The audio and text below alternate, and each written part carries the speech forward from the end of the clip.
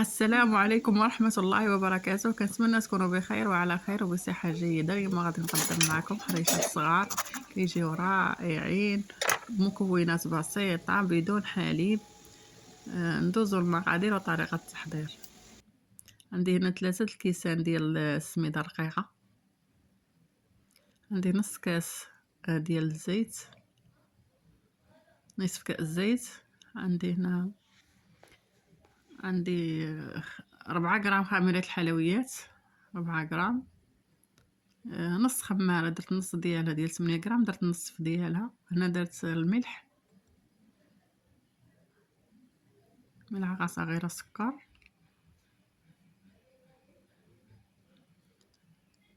هنا شوية ديال خميرة الخبز، قل من ربع ملعقة ديال خميرة الخبز. هنا غادي نبسس، غادي ندخل داك الزيت في السميدة غير بالخلاط اليدوي.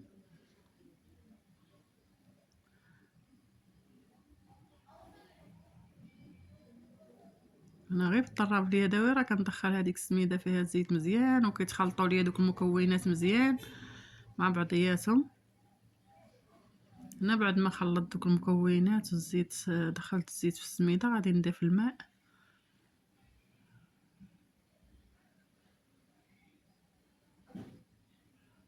هنا تقريبا هزت ليا 3 الكيسان ديال الماء.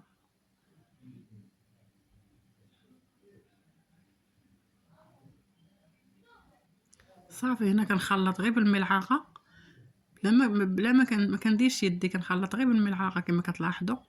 صافي دابا غنغطيها ونخليها ترتاح لمده ديال 10 دقائق حتى كتشرب هذيك السميده، كتشرب السوائل الماء.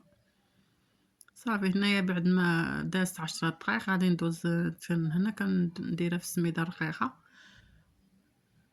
كنفندها في السميده الرقيقه وكنقرصها في هاد الغلاقه. صافي كنديرها في هذيك الغلاقه باش كيجيوني مقادين،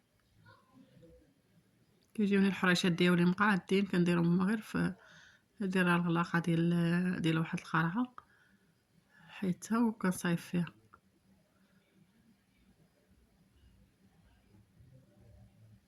هنا كنستعمر حتى ندير نكمل الحريشات ديالي كاملين بهاد الطريقه.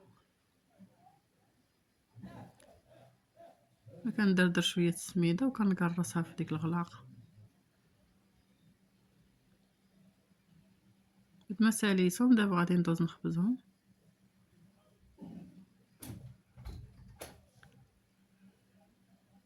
انا كندير المقله ثقيله، كندير النار متوسطه وكنخبز الحريشات ديالي على نار متوسطه.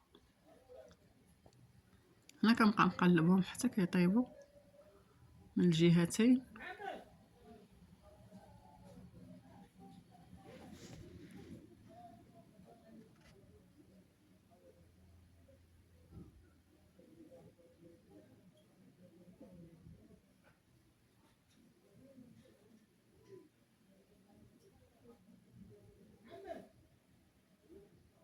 هما الحريشات ديالي بعد ما طابوا